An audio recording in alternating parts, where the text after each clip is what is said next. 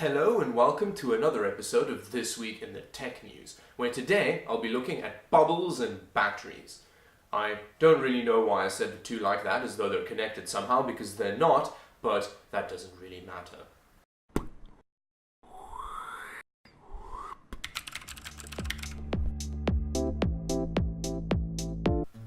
The first story is actually about a cryptocurrency today. Bitcoin has reached over $10,000 on some exchanges, which is terrifying. Well, according to some people, it's terrifying. Some people are saying that this is the most bubbly behavior that any bubble has ever bubbled before, and that it's going to burst anytime soon. And then there are some people that are saying that this is amazing news, and that within the next couple of days, it's going to reach $40,000 and everybody that's invested in it is going to be rich and famous and super excited. Well, depending on where you stand, this is, compared to all the other bubbles that's existed before it, things like the .NET bubble and so on, the most hectic bubble ever. If you look at graphs comparing a bunch of them, it's like the rest are running here and then this one is like, Bitcoin is going hectically.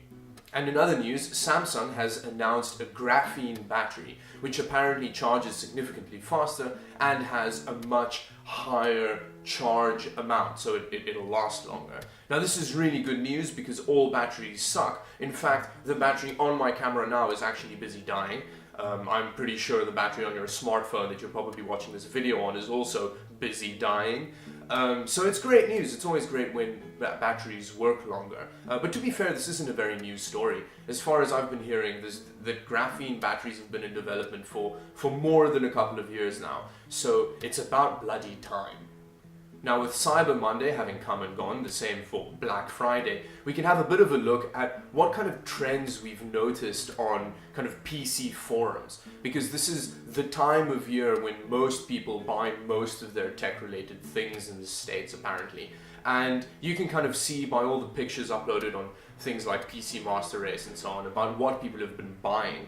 And I don't know how tech news related this is, but it's an interesting insight into the tech industry, I guess, and what people are buying.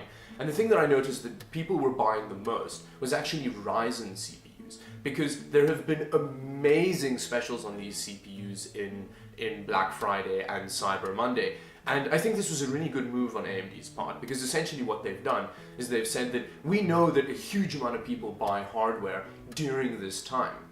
So what we're going to do is we're going to make our parts so cheap that you can't not buy them. You can't buy the Intel alternative because the AMD alternative is so much cheaper. And even if you wanted to buy something like an 8700K instead of a 1700X, you're not going to be able to get your hands on an 8700K because, well, there aren't any available anyway, even at the kind of given normal market price. So yes, I think this was really interesting that everybody is just going to be buying and running AMD.